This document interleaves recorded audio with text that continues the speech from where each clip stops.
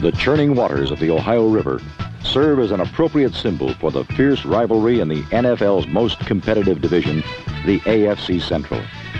Last week, Cincinnati's Riverfront Stadium was the site where the frisky first-place Bengals tried to ward off the challenge of the surprising Cleveland Browns, merely a single game behind.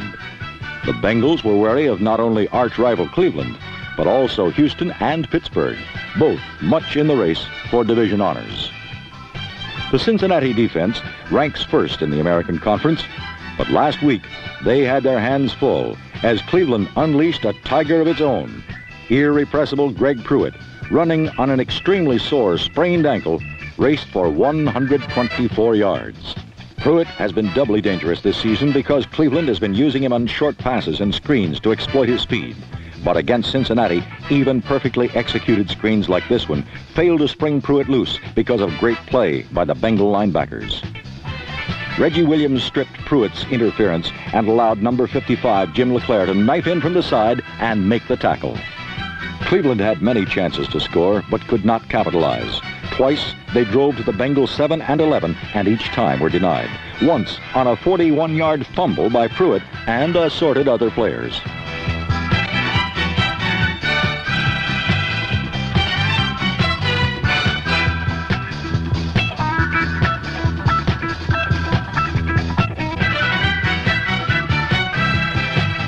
Despite the foibles of the bouncing ball, one thing always certain in a Browns-Bengals shootout is that Isaac Curtis will burn the Browns. His 69-yard touchdown pass from Ken Anderson was his 17th in 4 years against the Browns as the Bengals increased their lead over Cleveland and Houston to 2 full games.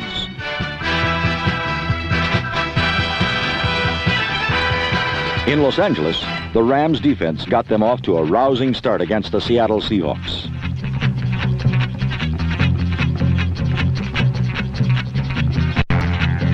Monty Jackson's 41-yard touchdown interception was the catalyst for a big 200 yards plus passing day for James Harris, back after missing 2 games with a shoulder injury.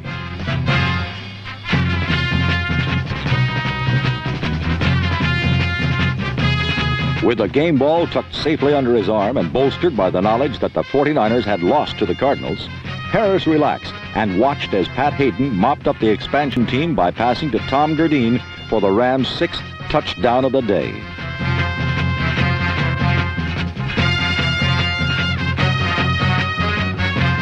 Los Angeles rolled up 45 points in its highest total of the season, but more importantly, with San Francisco's defeat, the Rams regained sole possession of first place in the NFC West.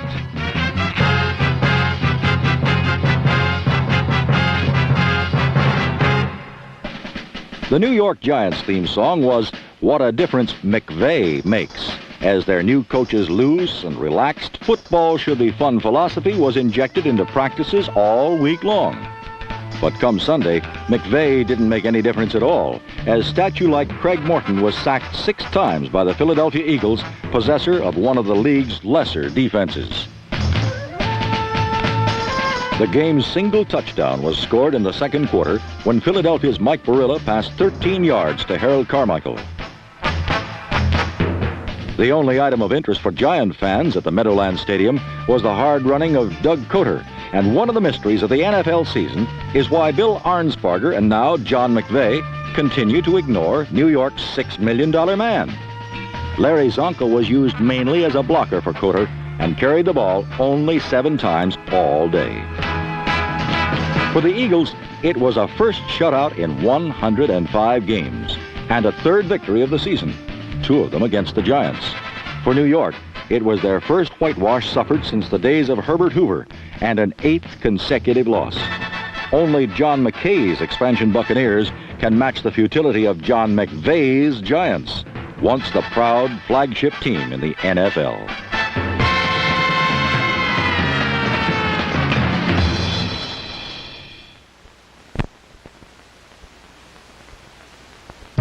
Some people in Tampa actually believe this, but last week Kansas City's conference-leading offense arrived equally well prepared.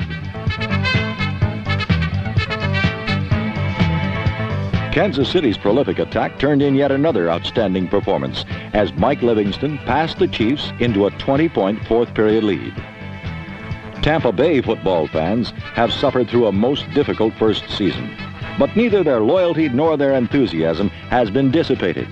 And Period 4 gave Buccaneer fans a tantalizing preview of better days ahead.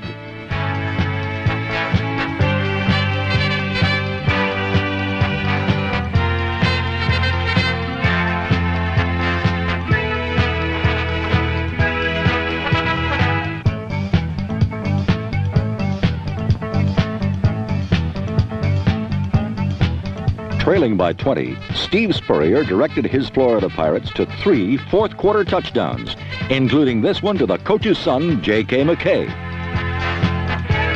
The fledgling Buccaneers rallied when they could have easily thrown in the towel. No, they're not number one yet, but they'll keep working on it. The Jets aren't number one yet either, but with new faces like number 14 Richard Todd and number 45 Louis Giamona, New York's football outlook improves a bit each week. Still, the Jets have scored fewer points than any team in football. So with their offense in transition, New York has discovered new avenues to the end zone.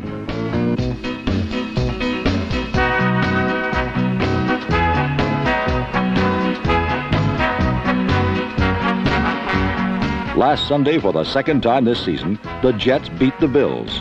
But from here on in, for both teams, it's all uphill. Elsewhere in the AFC East, the Dolphins scored only a single touchdown against the tough young New England Patriots. But Bob Greasy's 16-yard hookup with tight end Jim Mandich proved quite enough. At the bottom of the screen, number 81, Russ Francis, knew he'd committed a no-no on this play, but quarterback Steve Grogan and wide receiver Marlon Briscoe didn't.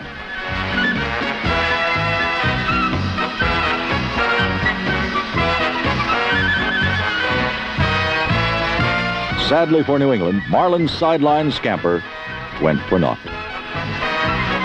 A crushing offsides call wiped out Briscoe's game-tying play. Worse yet, it derailed New England's playoff express. In Pittsburgh, the playoff express has just left the terminal. Last week, Steeler fans held a grandstand prayer service, during which they asked the spirit of misfortune to intervene where necessary to preserve Pittsburgh's win streak. Ah, the powers work in curious ways.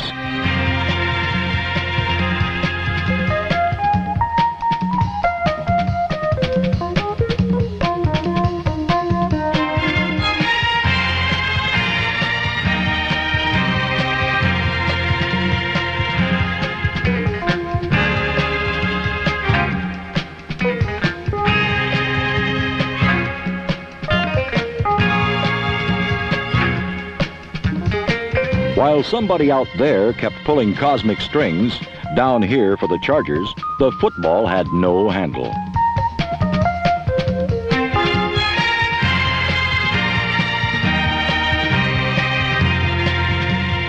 Bad luck and a tough opponent add up to a long Sunday afternoon. The frustrated Chargers forfeited one opportunity after another. It seemed whenever momentum went up for grabs, invariably a Steeler came down with it.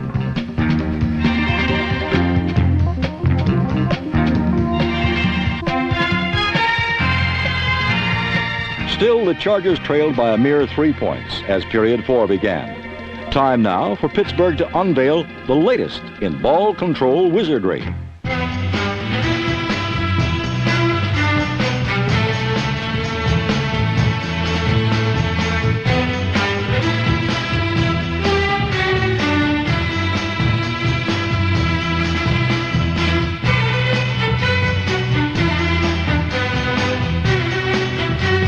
On this ball control play, Pittsburgh controlled the ball for nearly a minute.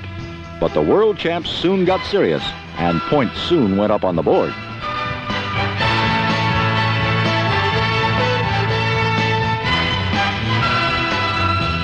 With Terry Bradshaw back in the lineup, Pittsburgh erupted for 20 fourth-quarter points and their second straight shutout victory. The almost forgotten Steelers now have evened their record at 4-4 and suddenly appear very much in contention for a playoff spot, though the odds of a third straight Super Bowl appearance seem very much against them.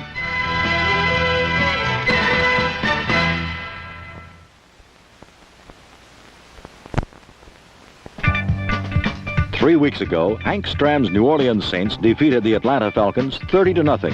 And last Sunday in Atlanta, it looked as though the Saints just might do it again. This easy touchdown by number 34, Tony Galbraith, was canceled by a penalty.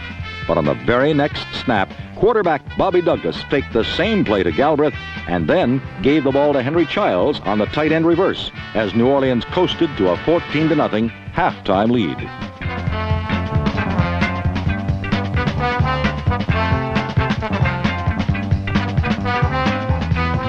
In the second half, number 16, Scott Hunter, took over for Atlanta and connected on 10 of 11 passes, 2 of them for touchdowns. The Falcons had been ranked last in the NFL in offense, but Hunter led them to 23 points in the second half and thereby participated in his first winning game in 3 years.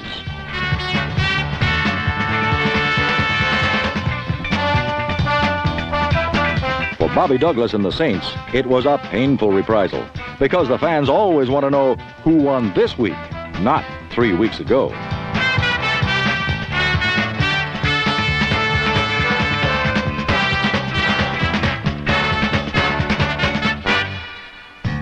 In Oakland, the Denver Broncos figured if they could control the ball long enough, they had a good chance to beat the Raiders. And up to a point, they were right, because after 3 quarters, the game was tied at 6. But the Broncos' big play man has been number 80, Rick Upchurch, and the Raiders never let him get too far out of hand.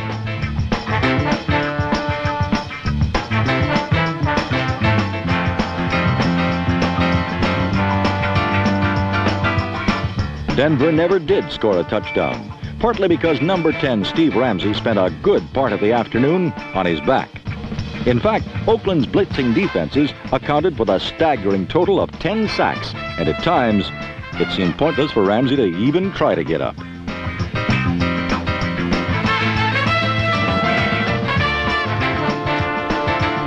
Not surprisingly, the big play for Oakland was delivered by Ken Stabler to a 12-year wide receiver named Fred Biletnikoff. It was Stabler's 15th touchdown pass of the season, and finally put the Raiders ahead of their opponents in points scored for the season. But somehow, Oakland is tied with Baltimore and Dallas for the league's best record. And doesn't that set up interesting playoff speculation? 2 more contenders played one of the season's strangest games last Sunday in St. Louis.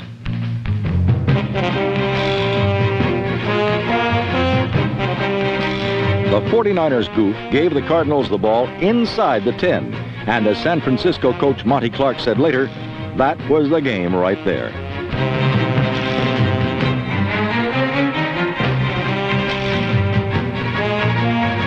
J.V. Kane's score gave St. Louis the lead after just 1.5 minutes of play.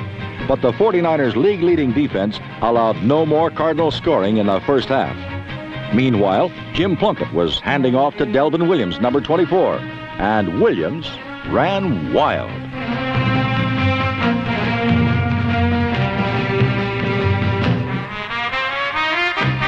Del Williams rushed for 194 yards and the 2 touchdowns, which put the 49ers ahead at the half, 13-7.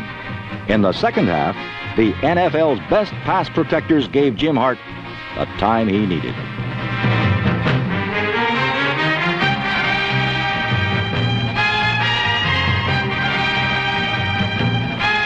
Terry Metcalf's score had the Cardinals ahead again, 14-13 after 3 quarters.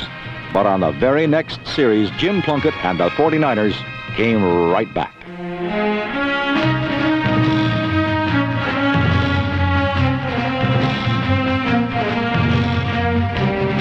Newly acquired Jim Lash, number 87, made the big play. But then Jim Hart and Mel Gray made an even bigger play. Mel Gray's 77-yarder meant sudden death overtime, which belonged exclusively to the Cardinals' sometime forgotten fullback, Jim Otis. Otis carried on 10 of the 11 offensive plays run in the overtime period, thereby setting up the game winner by Jim Bakken.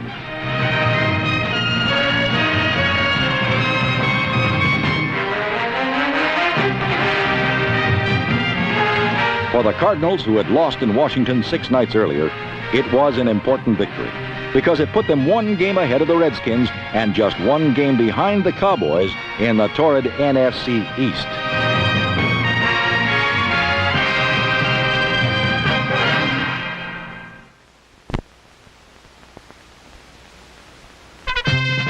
These days, NFL officials appear to be outthrowing the game's glamour men, the quarterbacks, resulting in a trend which last week again disgusted more than one interested observer and turned forward progress into disheartening retreat. At the heart of the problem, angry players see their skills being challenged by the repetitious infractions, prompting one such individual to take matters into his own hands.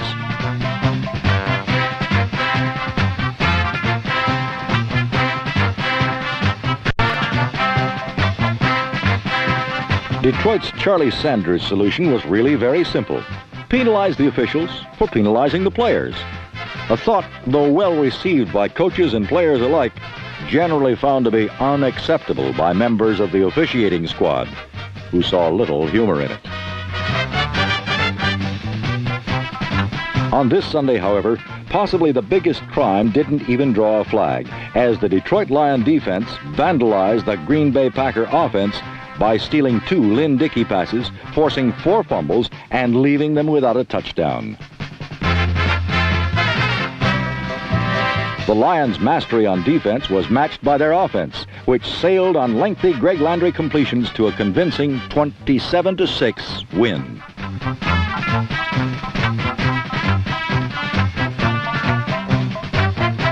Offense combined with defense to produce Detroit's blueprint for victory, and it was a similar plan which enabled Dallas to construct a triumph over arch-rival Washington. Showing little effect of a broken finger on his right hand, Roger Staubach chose to build the Cowboy attack around a stream of medium passes to backs like Preston Pearson, number 26. These completions, coupled with a steady grind-'em-out ground game, moved the Cowboys in for 2 short scores and secured for Dallas first place in the NFC East.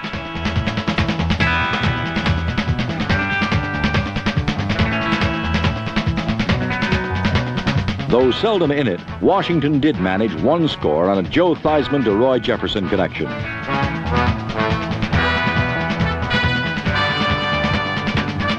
Most of this Halloween night, however, Redskin quarterbacks found doomsday more frightening than a jack-o'-lantern, as the Dallas defenders tricked them into retreat, then treated them to some bruises.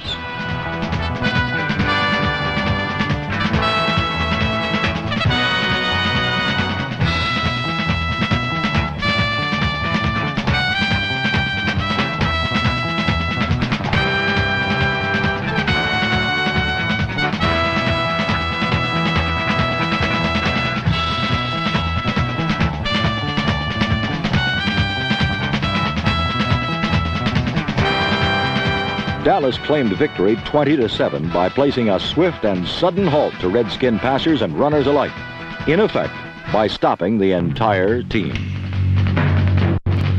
But in Chicago, the Bears weren't as concerned about stopping the entire Viking attack, but rather sought to eliminate the one man who makes Minnesota's offense work. That one individual is the multi-talented Chuck Foreman, number 44. And with a purpose to their task, Chicago proved that if you can stop Foreman, the Vikings can be beaten.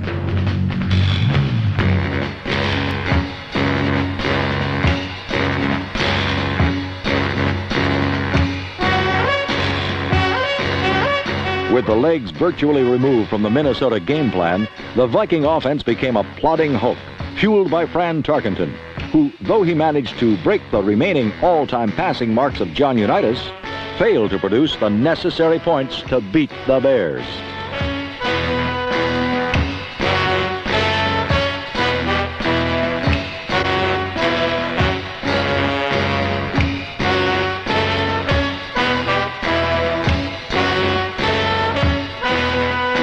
Chicago's brilliance on defense was matched by Minnesota's Purple Gang defenders, who sent Bear quarterback Bob Avellini looking everywhere but the stands to search for an open receiver.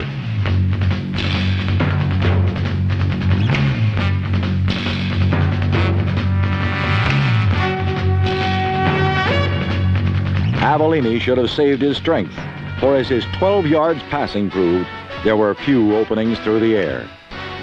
But on the ground, Chicago found gaps good for 2 scores, one by number 34, Walter Payton, as the Bears eased past the Vikings 14-13.